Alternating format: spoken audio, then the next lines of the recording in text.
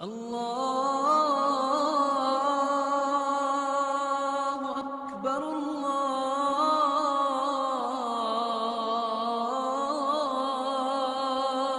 اکبر۔ چونکہ وقت آیا ہے تو میں یہ گزارش کر دوں، آج فتنے بہت ہیں، فتنوں سے بچنے کا جو طریقہ رسول اکرم صلی اللہ علیہ وسلم نے دیا ہے، ان طریقوں کو اگر غور سے پڑھا جائے تو اللہ کے ذکر اور قرآن سے بڑھ کے کوئی طریقہ نہیں۔ گھر گھر میں جادو، ٹونا اور نہ جانے کیا کیا نام ہے۔ عقبہ بن عامر رضی اللہ تعالی عنہ کہا کرتے تھے کہ امرنی رسول اللہ صلی اللہ علیہ وسلم ان اقرأ المعوذتین بعد کل صلاح۔ اللہ کے رسول صلی اللہ علیہ وسلم نے مجھے ہر نماز کے بعد آخری 2 سورتیں پڑھنے کا حکم دیا۔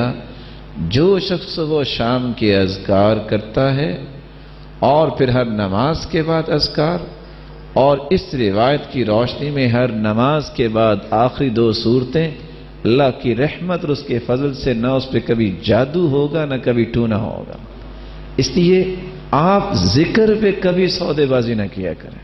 اور حیرانگی ہوگی آپ کو یہ بات سن کے، امام ابن تیمیہ رحمۃ اللہ علیہ، ہم نماز پڑھتے ہیں نا، تو نماز کے بعد حالانکہ نیکی کی غرض ہوتی ہے، محبت ہی ہوتی ہے، ایک دوسرے سے سلام کرتے ہیں آکے، چلو جی کوئی معزز آدمی آیا، ان سے کوئی سلام کرنا چاہتے وہ اپنے منہ پہ ہاتھ رکھ لیتے، کیونکہ اس وقت سنت کیا ہے؟ ذکر کرنا، سلام لینا نہیں ہے۔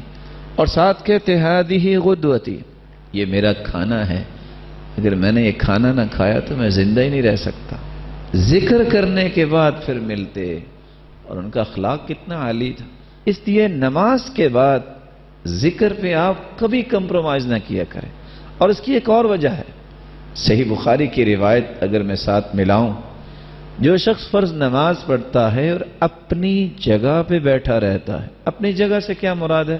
میدان فی مصلی، جہاں اس کے قدم ہے، جہاں اس نے سجدہ دیا، یہ جگہ اس کی ہے، اپنی جگہ پہ بیٹھ کے ذکر کرتا ہے، اللہ کے نورانی فرشتے اس کے لیے 3 دعائیں کرتے ہیں۔ پتہ ہے ان فرشتوں کی تعداد کتنی ہے؟ دوسری صحیح بخاری کی روایت ہے کہ ان للہ ملائکۃ سیارۃ فضلا، اللہ کے کچھ موبائل فرشتے ہیں جو ہر وقت زمین میں گردش کرتے رہتے ہیں، یبتغون مجالس الذکر، اور وہ اللہ کے ذکر کی مجالس کی تلاش میں ہوتے ہیں۔ فَإِذَا وَجَدُوا ذَلِكَ جَلَسُوا مَعَهُمْ، اگر ان کو کوئی ایسی مجلس مل جائے تو وہ بھی بیٹھ جاتے ہیں۔ وہ کتنے ہوتے ہیں؟ حَتَّى يَمْلَأُ مَا بَيْنَ السَّمَاءِ وَالْأَرْضِ، زمین اور آسمان کا خلا ان فرشتوں سے بھر جاتا ہے۔ ویسے کتنے کو ہو سکتے ہیں؟ اس کی تعداد میں اور آپ اندازہ کر سکتے ہیں؟ جس شخص کے لیے اتنے فرشتے 3 دعائیں کریں، اور دعا کیا ہے؟ اللہم اغفر لہ، اے اللہ اس کو معاف کر دے، اللہم تب علیہ، اے اللہ اس کی توبہ کو قبول فرما لے، اللہم ارحم، اللہم اغفر لہ، اللہم تب علیہ، اللہ اس پہ رحمت کی برکھا برسا دے۔ جس کو 3 دعائیں کھربوں فرشتوں کے مل جائیں، اور یہ بات طے شدہ ہے، فرشتوں کی دعا رد نہیں ہوتی۔ کائنات میں کوئی ایسا شخص نہیں ہے جو یہ کہہ سکتا ہو کہ میری دعا رد نہیں ہوتی، لیکن فرشتوں کے بارے میں قرآن نے کہہ دیا ہے۔ کیوں رد نہیں ہوتی فرشتوں کی دعا؟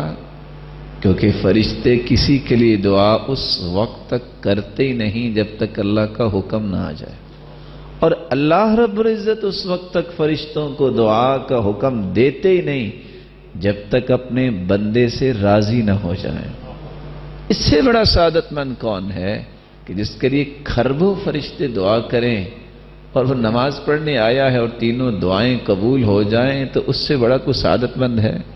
تو میں ادباً پھر گزارش کروں گا کہ آپ نماز کے بعد ذکر کیے بغیر اپنی جگہ سے نہ جایا کریں۔ ایسا ہی ہوگا انشاءاللہ۔ اللہ آپ سب کو عزت سے نوازے اور برکتوں سے نوازے۔